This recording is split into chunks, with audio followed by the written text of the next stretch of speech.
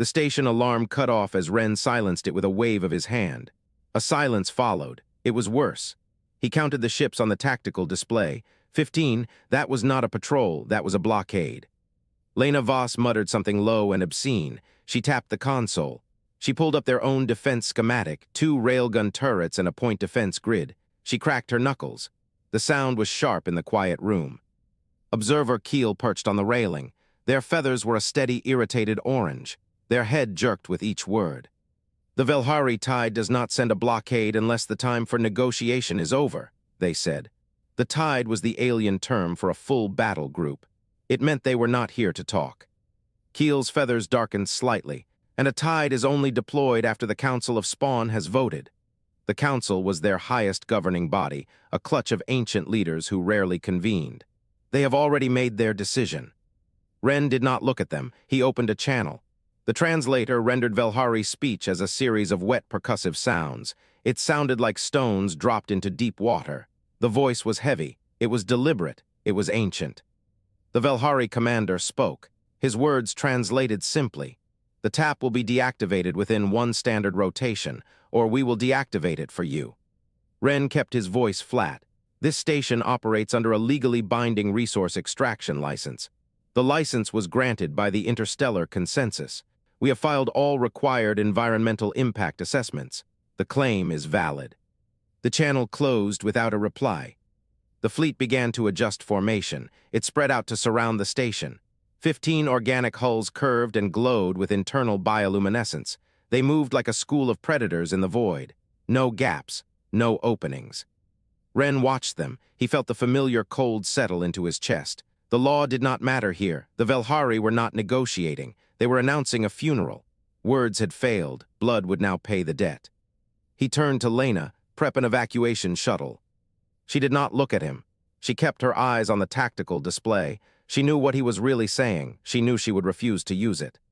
Observer Keel shifted position. Their feathers bled from orange to a deep warning red. They said nothing. The hum of the dark energy tap vibrated through the deck plates. It was a constant pressure in his bones. The sound had become so familiar he forgot it was there. The smell of cold metal and recycled air filled his lungs. Sharp, sterile, the smell of a coffin. Renn checked the time. 8:04, 4 minutes since the fleet arrived. It felt like hours. Lena spoke without turning. 15 ships. 3,000 crew minimum, maybe more. They packed tight in those hulls. We have 67 people on this station. 67 against 3,000. She laughed. It was a hollow sound. Good odds. Renn said nothing. He looked at the dead star outside the reinforced glass. It hung like a bruised eye. It was a collapsed remnant. The star had once burned bright. The tap was drinking its exotic energy. Slowly, legally, peacefully. The Velhari saw it differently. To them, it was a wound bleeding poison into their ancestral ocean currents. A wound. It had to be closed. He understood their anger. He even respected it. But understanding did not change the contract. Understanding did not feed the colonies. The colonies depended on this energy. The station lights flickered. Renn felt it before he saw it. The hum of the dark energy tap changed pitch. It rose half a tone, then it dropped. The vibration through the deck plates became uneven, stuttering. Lena straightened. What the hell was that? The lights flickered again, longer this time. The console screen stuttered and reset. An alarm screamed. Renn moved to the engineering readout. His fingers moved across the interface. The numbers did not make sense. The tap was drawing power, but not from the star. Something was pulling power from the tap, something from outside. He looked up at the tactical display. The Velhari fleet was still in position, still surrounding them. But one of the ships was glowing brighter than the others. Its hull was pulsing with a light. The light did not match the others, a deep, angry violet. Observer Keel's feathers flared white at the edges. That is not standard Velhari formation. That vessel is running hot. It is charging something. Lena was already in motion. She slid into the pilot station. Her hands moved across the controls. I am bringing the defensive grid online. Renn opened a channel to engineering. Report now. A voice came back. It was shaking. The tap is overloading. Something is injecting power into the system from outside. It is not a weapon. It is a data stream. A massive data stream. It is trying to overwrite our control protocols.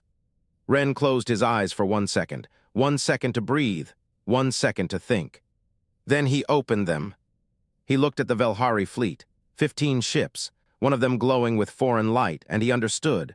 They were not going to shoot the station, they were going to take it. Observer Keel spoke. Their voice was clipped and fast. The Velhari do not take stations, they destroy them. This is not their standard doctrine. Renn looked at the pulsing violet ship. Then the Velhari are not doing this. The deck shuddered beneath him. A deep, resonant vibration came from the hull itself. The lights went out completely for 3 seconds. When they returned, they were dimmer. The emergency systems had kicked in. Lena's voice was calm, too calm. We have lost primary control of the tap. It is running on emergency safeties, and something is still feeding data into the system. The safeties will fail in 7 minutes. Renn turned to face the glass.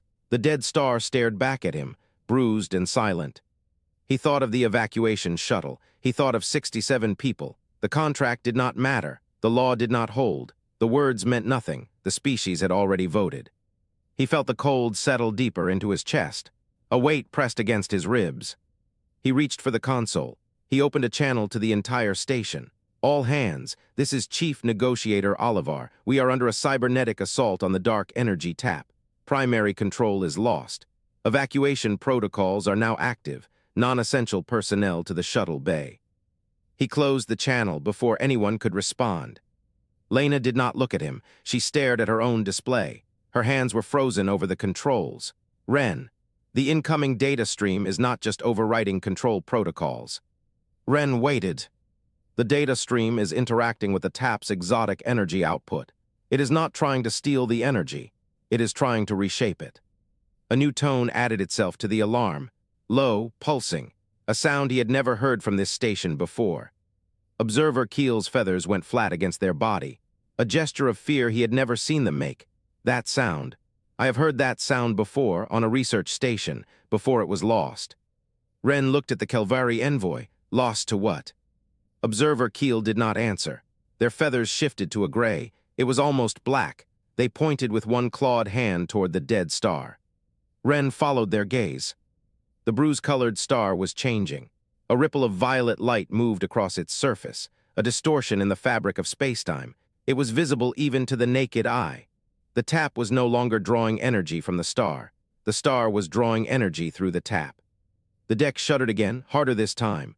A crack ran across the reinforced glass, thin and spider-thin, but unmistakable. Lena looked up at him. Her face was pale. Her hands were steady. Her voice was a whisper. Renn, the safeties will fail in 4 minutes. After that, the tap goes critical. This station will not survive a tap detonation. Renn looked at the crack in the glass.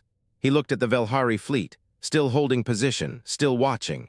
He looked at the dead star. It pulsed with borrowed light. He felt the cold settle into his bones. A weight would not lift. He opened the channel to engineering. Can we eject the core? The pause was too long. A voice came back. It was barely audible. No, the ejection system is in the section the data stream has already taken. The core is locked in place. Renn closed the channel. He looked at Lena, he looked at Observer Keel, he looked at the crack in the glass. It grew longer, slowly, silently. He did not know who was doing this. He did not know why. He did not know how to stop it. But he looked at the station. It was his responsibility. He felt something stir beneath the cold, a pressure building in his chest. Not fear, something older. Something refused to accept the shape of what was coming. He picked up the channel again. All hands brace for impact. The lights went out. The alarm stopped. The hum of the tap went silent. And in the darkness of the observation deck, Renn Olivar heard a sound. It did not belong to any system on the station. A voice, speaking in a language the translator could not render, speaking directly into the silence. The water tasted of salt and history. Speaker Shalvin floated in their command gel. They felt the vibration through the hull. It was not the clean resonance of Velhari biotech. It was a wrong frequency, a dissonant thrumming. It set their gill slits to spasming with every pulse. The human dark energy tap, drinking from the dead star, poisoning the spawning currents. They could taste it in the water, a metallic impurity. It should not exist this far from any industrial source. It was killing the deep lanes. The ancestral migration paths were dissolving into static. Those paths had guided Velhari spawn for 10,000 generations. The bridge of the spawning deep hummed with organic life. The walls were ribbed cartilage. They were warm and slick. They pulsed with a slow circulatory rhythm. Dim green light filtered through translucent membranes. A dozen lesser speakers floated in their own gel sacks. Their bodies were angled in debate. Murmurs filled the space, discordant, divided. Elder Thalvash stood on the floor. He did not float, he did not use gel support, his thick leg limbs planted against the yielding organic deck. Water lapped at his battle-scarred carapace.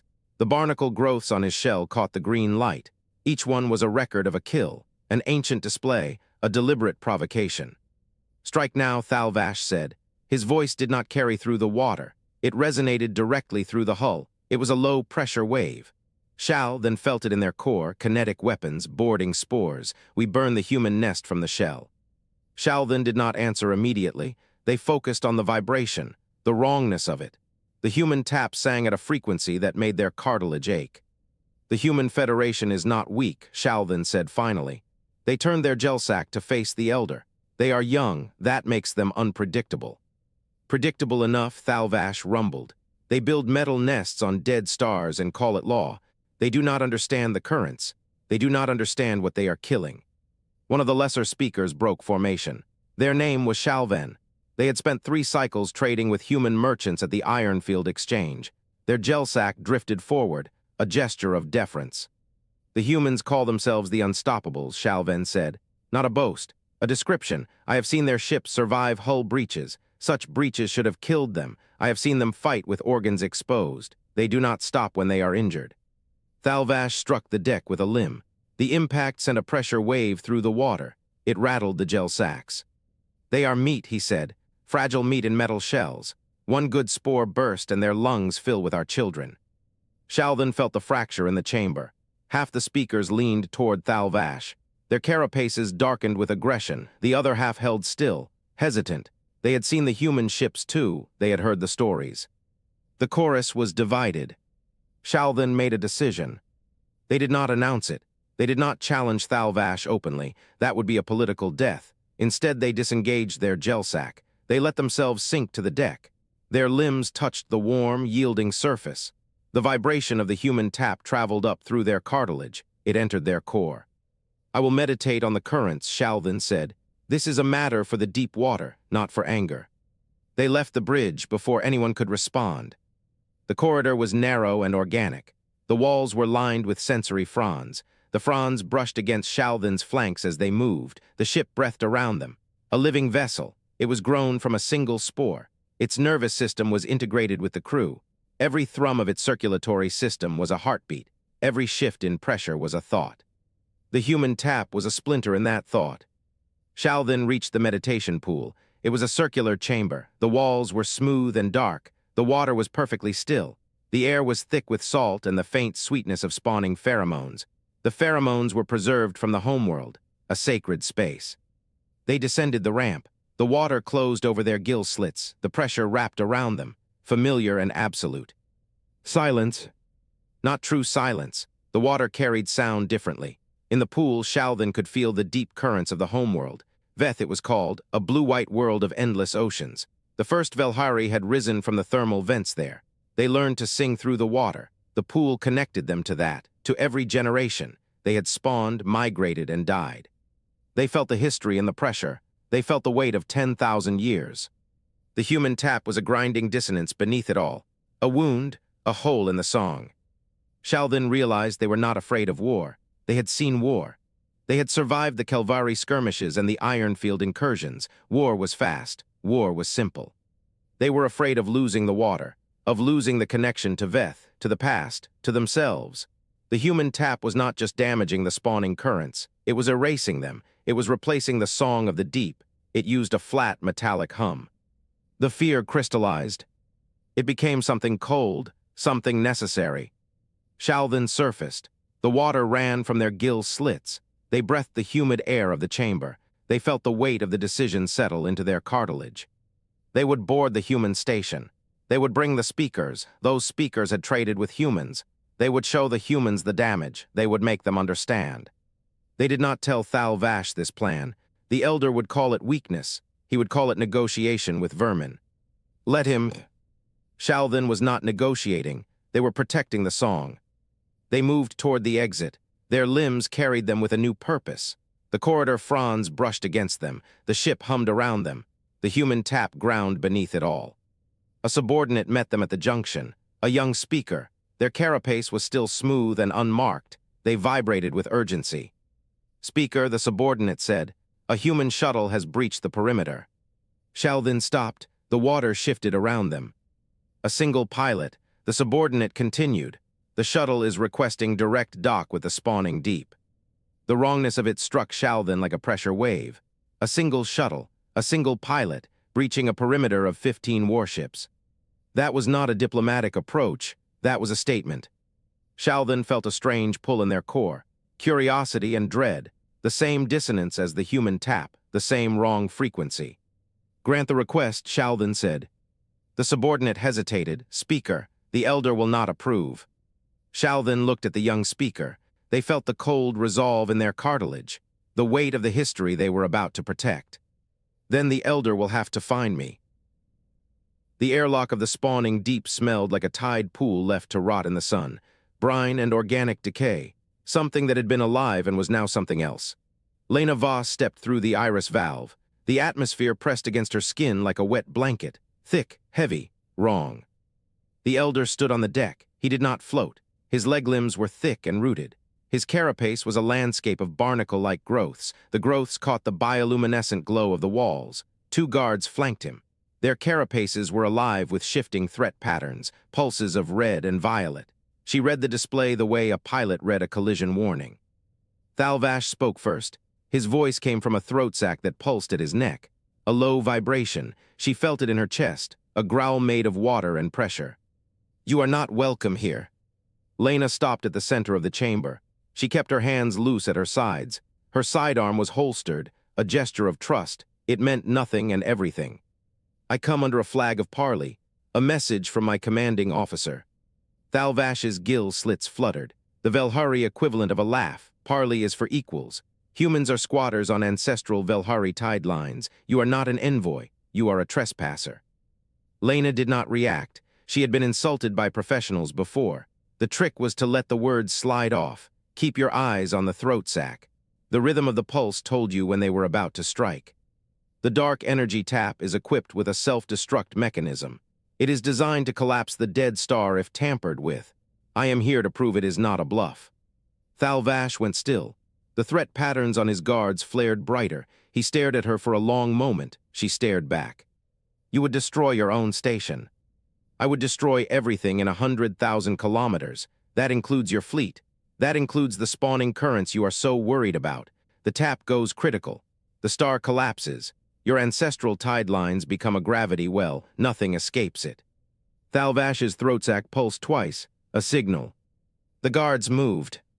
Lena was already in motion. She caught the first guard's wrist before it reached her shoulder. She twisted. The joint in the carapace gave with a wet crack. The guard screamed. She drove her knee into the second guard's thorax where the plates met. The creature folded. She had 3 seconds to assess the room. The elder was reaching for a device on his belt. She closed the distance. She never got there. The sound hit her like a wall, not a noise, a pressure. A frequency turned her inner ear into a knot of agony. She dropped. Her hands went to her head. Blood ran from her nose. The deck was wet and cold against her cheek. Thalvash stood over her. His shadow was enormous. The sonic dampener was in his hand, a disc of pulsing cartilage. "Fragile meat," he said.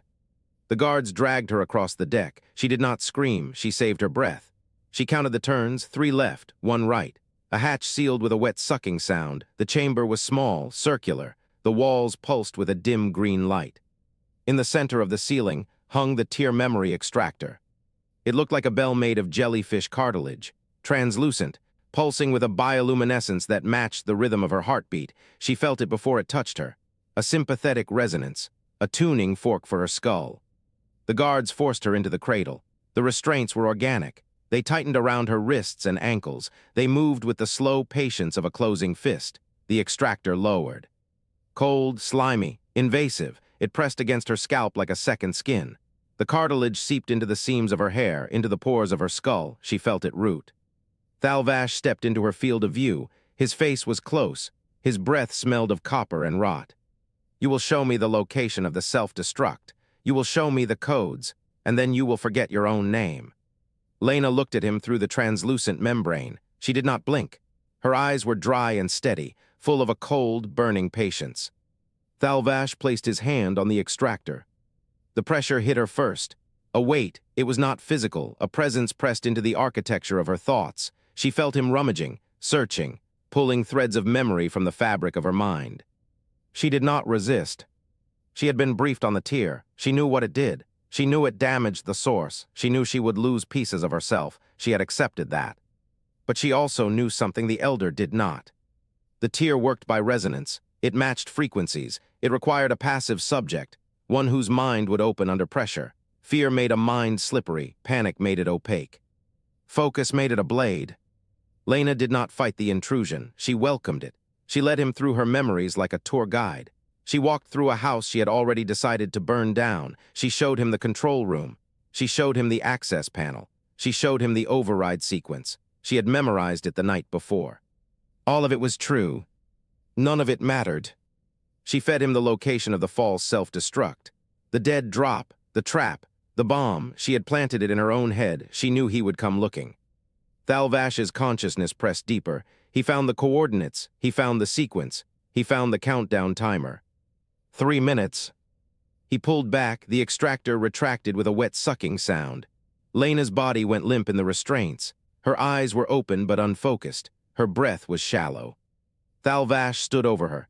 His throat sac pulsed with something he did not recognize. A frequency he had not felt in 500 years of warfare. It was not fear. It was the shadow of fear, the premonition of it. He had the information. The information was a lie. The lie was a bomb. He had 3 minutes to act. And the woman on the cradle was smiling. The first explosion threw Renn into the negotiation table. He hit the crystal surface with his shoulder. He felt something tear. The sound came a second later, a deep percussive roar. It vibrated through the deck plates. Then the screaming started, not people, the station itself. Renn pushed himself up. The chamber was a sphere of perfect silence only moments ago, a Gemmery-designed vacuum of diplomacy. Every word carried exact weight there. Now it was chaos. Crystal fragments hung in the air like frozen rain. The blue giant's light scattered through the broken walls in 1,000 sharp beams. Each one was a knife. Coordinator Venn's body flickered. Their crystal lattice was cracked. A hairline fracture ran from their core to their outer facet. Their hum had become a discordant buzz, a note of pain. The Velhari have breached the station, Venn said. Their voice was flat, it always had been. But now the flatness was horror, not serenity. Observer Keel crouched in a corner. Their feathers were a dull gray. They were silent. They stared at the hole in the wall. The weapon had punched through there. Renn found Shalden. The speaker was pinned beneath a collapsed crystal strut.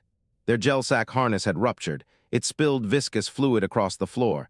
Their gill slits fluttered wildly. They were desperate for air. The air was already thinning. The chamber was decompressing. The whistle of escaping atmosphere was high and thin, a scream on the edge of hearing. Renn moved before he thought. He crossed the chamber in 3 strides. His boots slid on the wet floor. He dropped to his knees beside Shalden.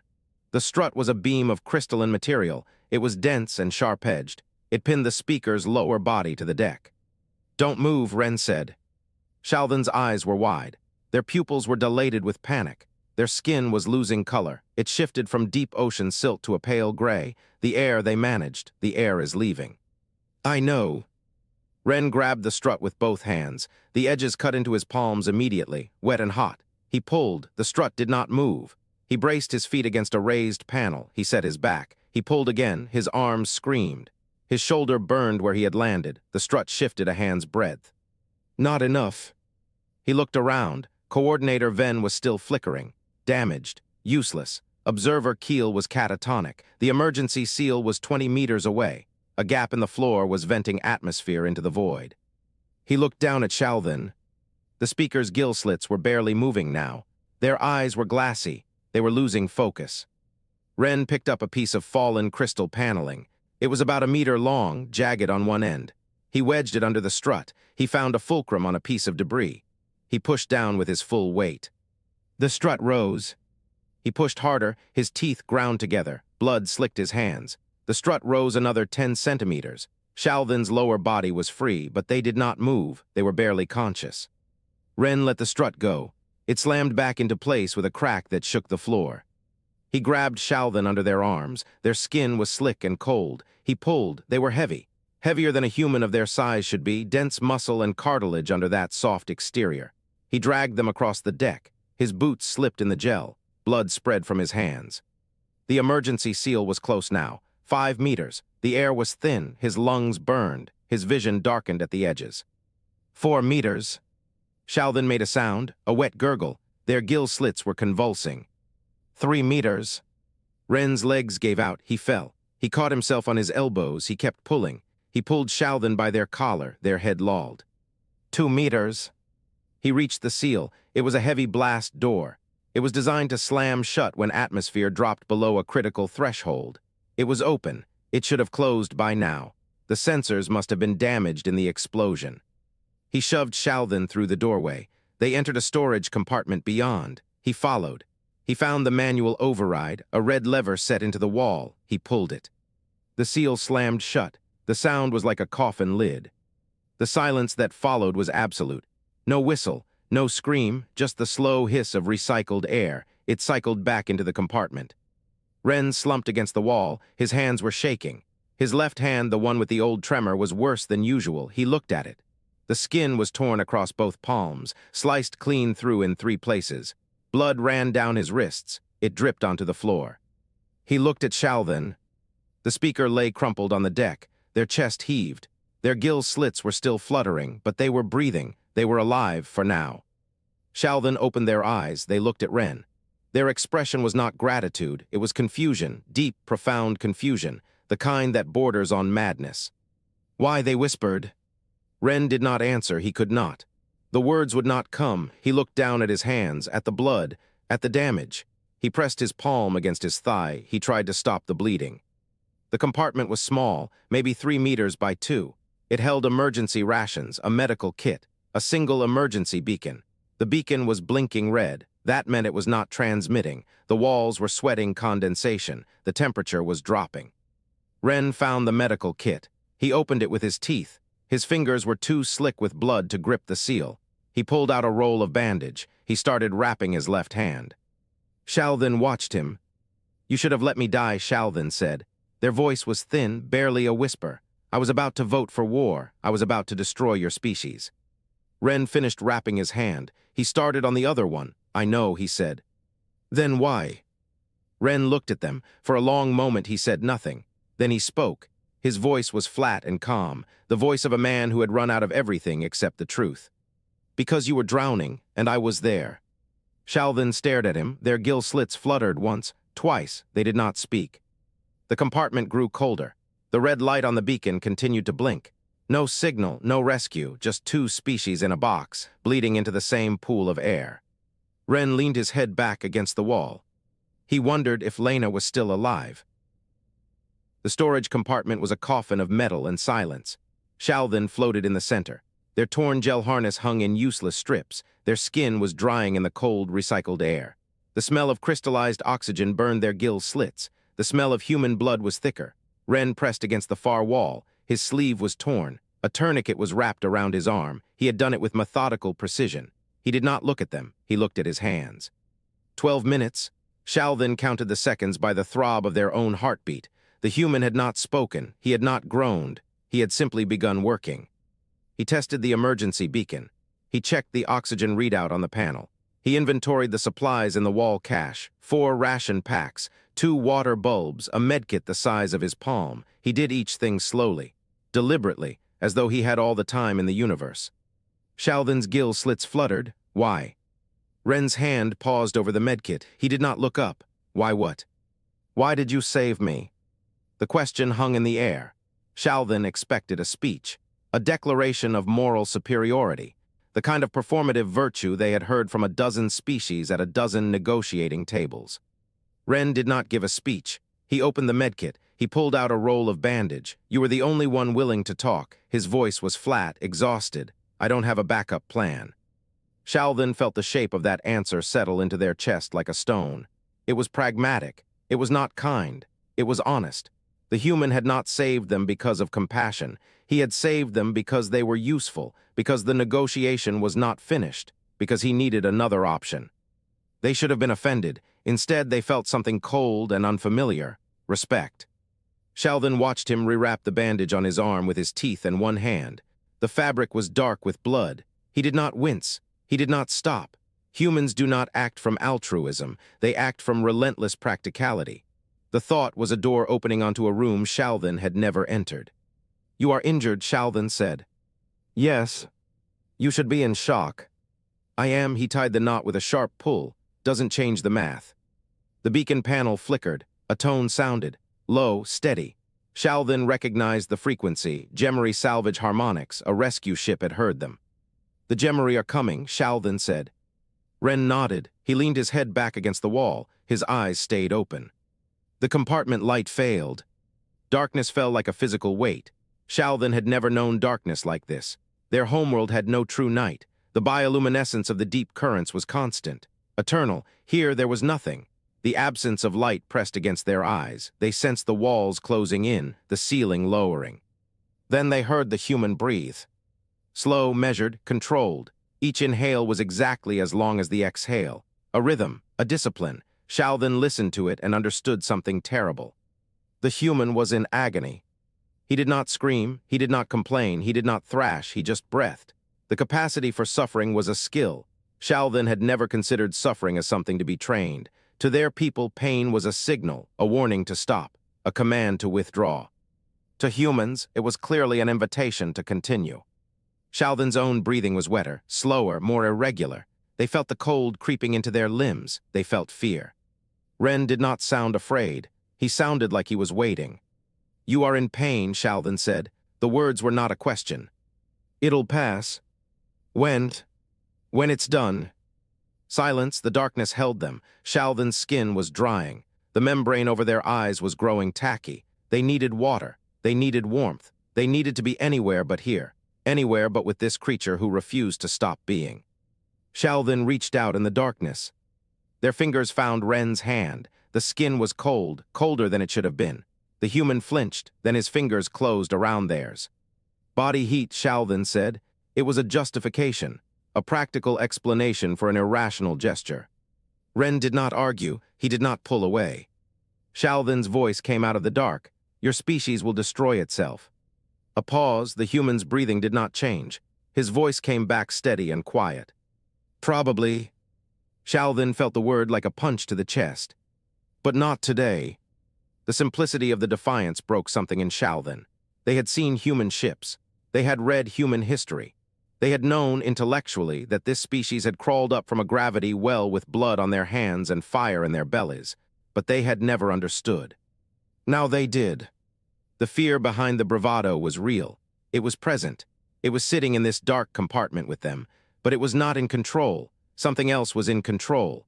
Something that looked at a broken body and a dead star and a fleet of warships and said, "Not today." Sheldon held onto the human's hand. The cold skin, the steady pulse, the breath that did not stop. A sound outside. Metal grinding against metal. Hydraulics. The compartment door groaned. Light bled through the cracks. It grew brighter, brighter. Sheldon squinted. The door opened. It was not the Gemery. It was a Velhari boarding party. 3 warriors in full combat carapace. Their bioluminescence pulsed cold blue. Their weapons were drawn. And behind them, standing on thick leg limbs, his barnacle-crusted carapace gleaming in the emergency light, stood Elder Thalvash. He looked at Sheldon. He looked at their hand clasped around the humans. He sneered. "You have been compromised, speaker." The words were acid. Sheldon released Renn's hand. They moved. They placed themselves between the elder and the human. The warriors raised their weapons. Thalvash did not fire. He stared at Sheldon with an expression of ancient disgust. "The Council of Spawn has voted." His voice was flat, final. "The war begins." Renn was on his feet, one hand braced against the wall, the other hanging at his side. Pale, bleeding, standing. Thalvash gestured. 2 warriors moved toward the human. Sheldon did not move out of the way. The war had started, but it had not ended. The medical bay of the spawning deep smelled of anticoagulant mist and ozone. The air was thick with it. A chemical fog that clung to Sheldon's drying gill slits. It stung the membrane of their eyes. They stood at the edge of the room. They pressed against a wall of polished cartilage. They watched.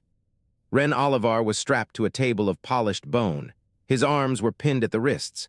His ankles were locked into grooves designed for a different skeletal structure. The restraints were too large for him. He looked small against the pale surface. He looked fragile. The tear memory extractor floated above his head. Its bell-shaped body pulsed with a dim bioluminescence. Translucent cartilage rippled like a jellyfish in slow current. The tendrils hung down. They brushed his temples with a touch so light it should have been gentle. Elder Thalvash stood at the controls. His thick leg limbs were planted on the deck. His carapace was heavy with the barnacle scars of old battles. He was breathing slowly.